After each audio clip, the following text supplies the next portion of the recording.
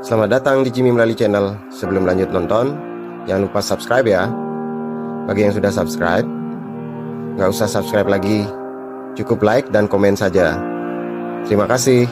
Om Swastiastu, apa kabar Sobat Jimil? Semoga semua dalam keadaan sehat-sehat ya. Hari ini saya Melali mengajak Sobat Jimil ke suatu tempat, namun tempat maupun pemilik rumah ini minta agar disamarkan ya. Namun tidak apa-apa, yang penting kita mendapat referensi sebuah rumah adat Bali dengan konsep ornamen Bali yang simpel ya. Oke, kita sudah berada tepat di depan rumah ini.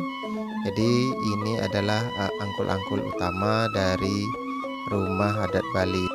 Bisa kita lihat angkul-angkul ini sangat simpel ya, berbahan dasar dari plesteran dan beberapa part atau beberapa bagiannya menggunakan bahan dasar dari paras Bali yang diukir, namun ukirannya sangat simpel ya. Bisa Sobat Jimil lihat dari sisi pintunya juga sangat polos dengan lekukan-lekukan sederhana, namun masih elegan untuk sebuah angkul-angkul ya. Nah, bisa kita lihat Sobat Jimil, hanya beberapa bagian saja yang diisi atau ditempel dengan paras Bali. Nah, oke, kita sekarang memasuki rumah ini. Jadi pintu angkul-angkul maupun kusennya berbahan dasar dari kayu, namun tidak diukir ya. Hanya ada coakan-coakan atau pahatan-pahatan kecil yang simpel, namun tetap membawa nilai estetika atau nilai seni tersendiri.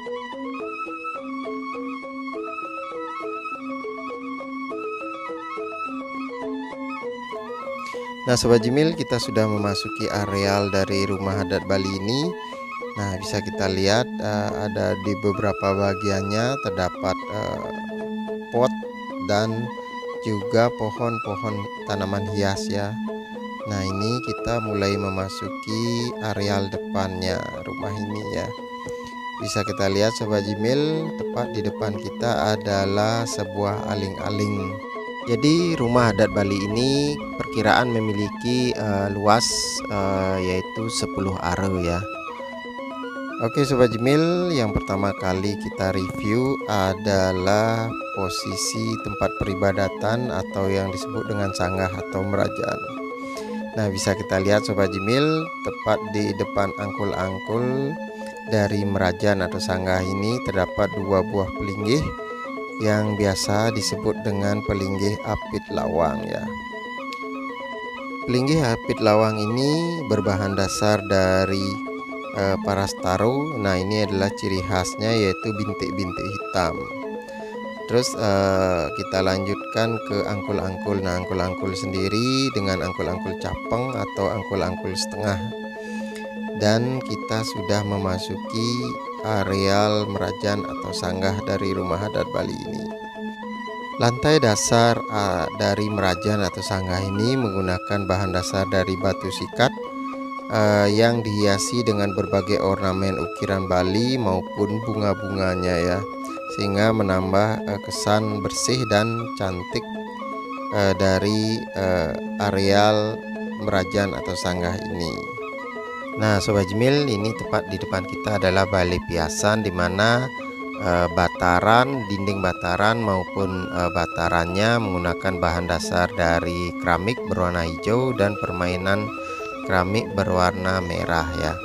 Nah, untuk atas dari piasan ini semua berbahan dasar dari kayu yang diukir dan diprade, namun pradenya ini kayaknya sudah lama jadi agak memudar, namun masih tetap cantik dan masih tetap seni ya. Bagian plafon dari bali piasan ini menggunakan perpaduan antara kayu dengan bedek. Jadi bagian bedeknya dipernis dan bagian kayunya dicat agak warna kecoklatan. Jadi kesannya sangat klasik ya.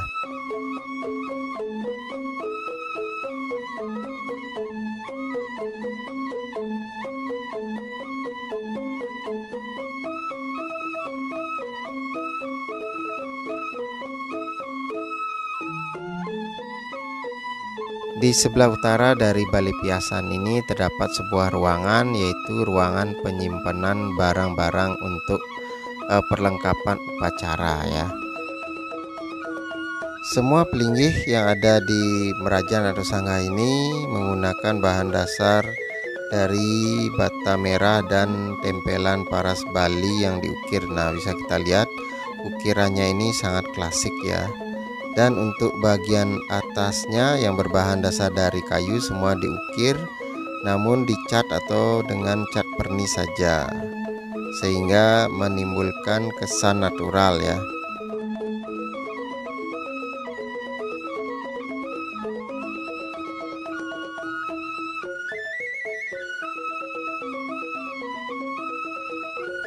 Oke, kita lanjutkan mereview Balid Lord. Namun bisa kita lihat di atas Balid Lord ini terdapat sebuah bangunan kelumpu atau jineng atau grebeg ya kalau tidak salah. Nah, itu nanti kita bisa lihat-lihat. Oke. Nah, di lantai dasar dari areal rumah adat Bali ini semuanya sama dengan di areal tempat peribadatan, menggunakan bahan dasar dari batu sikat dengan berbagai ornamen ukiran Bali maupun bunga-bunga. Kita kembali ke Balid Lord itu sendiri. Bisa kita lihat Balid Lord ini terdapat 3 buah ruangan, yaitu ruang tamu dan di sebelahnya terdapat ruang tidur.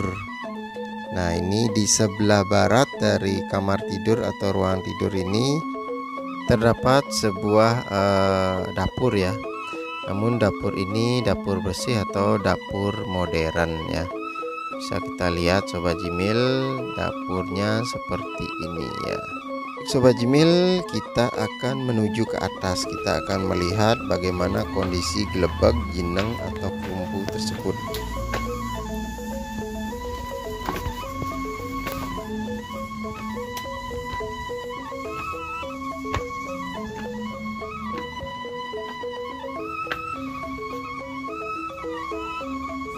Nah, Sobat Jimil, kita sudah berada di atas. Nah, ini adalah wujud dari jineng, kelumpu atau gelebag ya.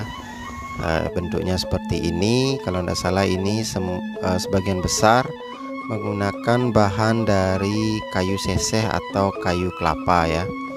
Dan untuk sakenya sendiri menggunakan kayu jati kalau tidak salah ini. Namun kondisi gelebag atau jineng ini sudah agak rapuh.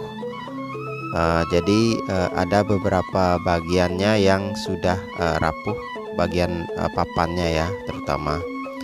Untuk plafonnya sendiri kombinasi antara bedek dan kayu itu sendiri, kayu seseh. Dan untuk dipannya menggunakan anyaman bambu atau yang disebut dengan galar kalau istilah Balinya ya. Gelebag atau jineng atau kelumpu ini kira-kira berukuran antara 3 meter kali 4 meter ya.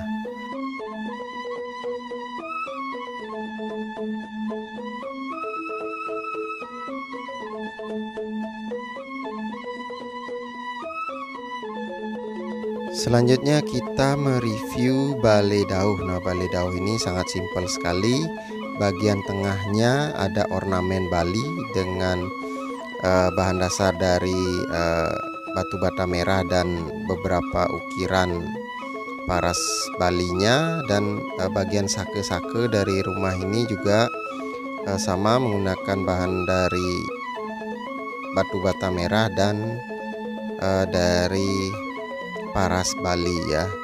Ini terdiri dari 4 kamar yang membujur dari selatan ke utara. Nah, kita bisa lihat keramiknya menggunakan keramik warna hijau dengan motif marmer juga ya. Nah, seperti ini Sobat Jimil, ini yang saya katakan model ornamen Bali yang simpel. Namun ada yang istimewa dari Balai Dauh ini, yaitu jenis ukirannya. Bisa kita lihat dengan seksama ya. Jenis ukirannya sangat berbeda dengan ukiran Bali pada umumnya. Jadi ini konsepnya saya kurang tahu jenis ukirannya, namun tetap ukiran Bali ya.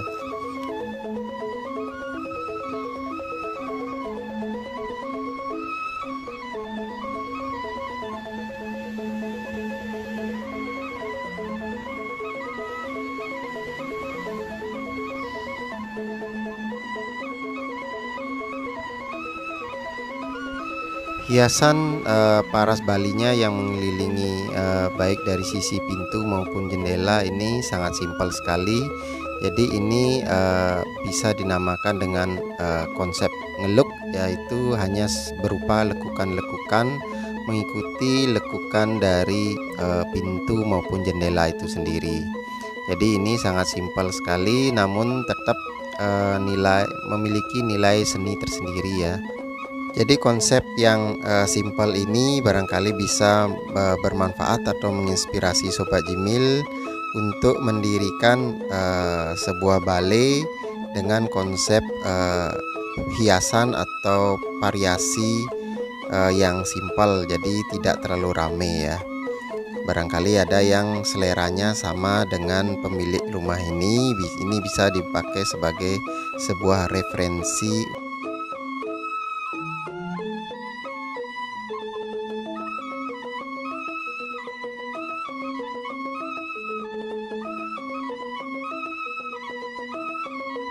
Nah Sobat Jimil, pada bagian plafon ini bisa kita lihat ini konsepnya sangat sederhana, dipasang papan-papan yang dipasang berjejer tanpa ada variasi. Jadi ini sangat datar-datar saja, namun konsepnya masih mengena pada konsep yang simpel dari balai dauh. Nah kita lanjutkan ke balai daje atau gedong. Nah ini konsepnya saya rasa ini awalnya di konsep antara balai daje dan balai dauh ini menyatu ya. Jadi ini awalnya kemungkinan ini adalah sebuah balai atau rumah yang berbentuk L, namun oleh pemiliknya sendiri dikonsepkan agar terkesan ada nuansa Balinya, jadi disekat-sekat menjadi balai daje dan balai dauh. Namun konstruksi bagian atapnya masih menyatu. Jadi ini awalnya adalah bangunan yang berbentuk L namun disekat dengan ornamen Bali sehingga terkesan menjadi balai daje dan balai dauh. Nah bisa kita lihat untuk balai daje ini digunakan dengan 3 level undak dengan menggunakan keramik warna hijau dengan corak klasiknya juga. Dan pada bagian dinding maupun sakenya berbahan dasar dari batu bata merah dan berbahan dasar dari paras Bali yang sama konsepnya dengan balai dauh, yaitu hanya di-look, yaitu hanya lekukan-lekukan mengikuti dengan lekukan dari pintu itu sendiri. Jadi look ini konsepnya sederhana namun masih elegan, jadi kesannya agak klasik ya.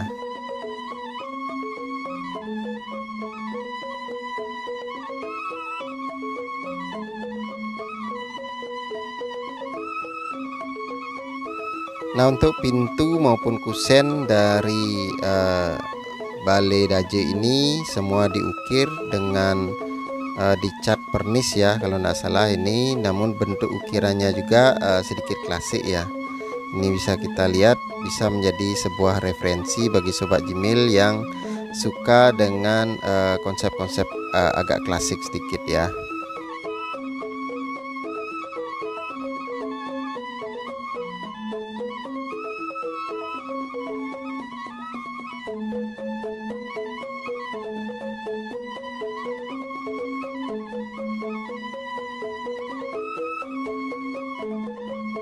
Untuk sake-sake dari balai dauh ini berbahan dasar dari bata merah dan paras Bali yang diukir dengan konsep ukiran ngeluk atau ukiran yang simpel, hanya berupa lekukan-lekukan. Jadi ini sangat simpel namun tetap mengena.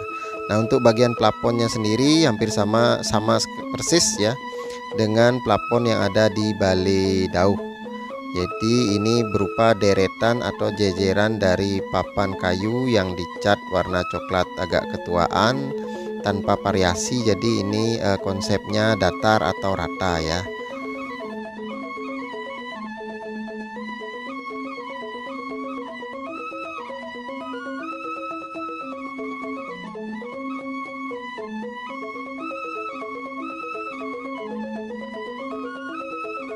Selanjutnya kita review balai dangin. Nah, balai dangin ini sama konsepnya dengan balai dangin pada umumnya.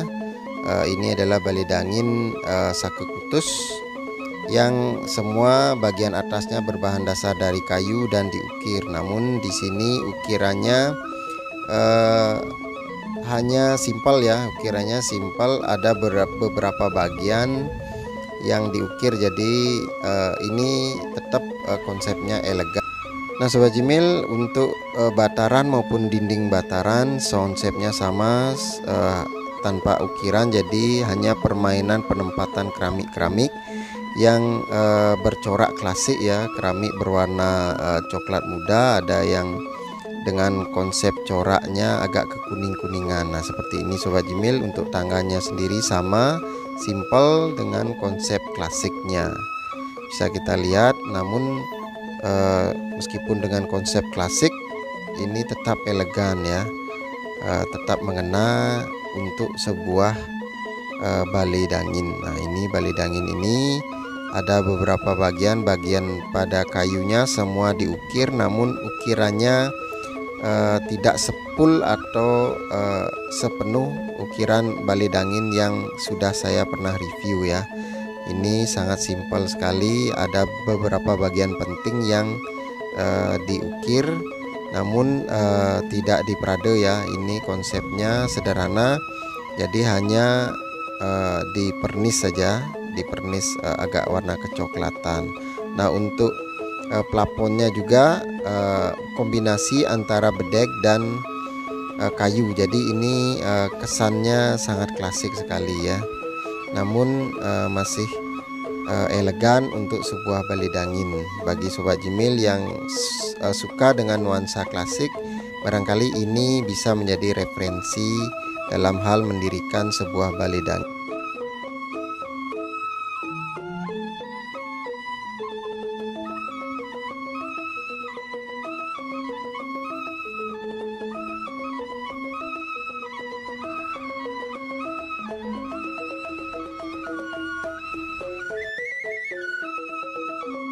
Nah balai dangin ini juga ditempatkan sebuah lampu sentir atau lampu klasik yang cocok dengan bentuk dari balai dangin ini sendiri. Nah bisa kita lihat Sobat Jimil, bagian dinding dari balai dangin ini juga sama konsepnya, yaitu dengan ukiran yang simpel dengan konsep ngeluknya ya.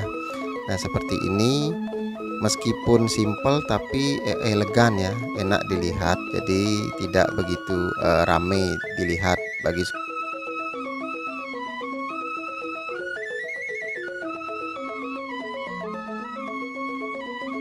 Nah dinding bagian selatan juga konsepnya sama, yaitu dengan ukiran ngeluk, ukiran yang simpel, tidak begitu ramai namun sangat elegan. Jadi bagi Sobat Jimil yang suka dengan konsep simpel ini, barangkali balai dangin ini bisa menjadi referensi untuk mendirikan balai dangin yang dengan ornamen ukiran yang simpel ya. Baik Sobat Jimil, dengan berakhirnya saya mereview dari balai dangin ini, maka berakhir pula acara melalui saya, acara melalui kita di seputaran rumah ini. Jadi mudah-mudahan ini menjadi sebuah referensi dalam hal mendirikan sebuah balai dengan konsep simple. Jangan lupa dukung terus channel saya, Jimmy Melalui Channel. Subscribe bagi yang belum subscribe, bagi yang sudah subscribe cukup like, comment, and share. Atas perhatiannya saya ucapkan terima kasih. Om Santi Santi Santi Om.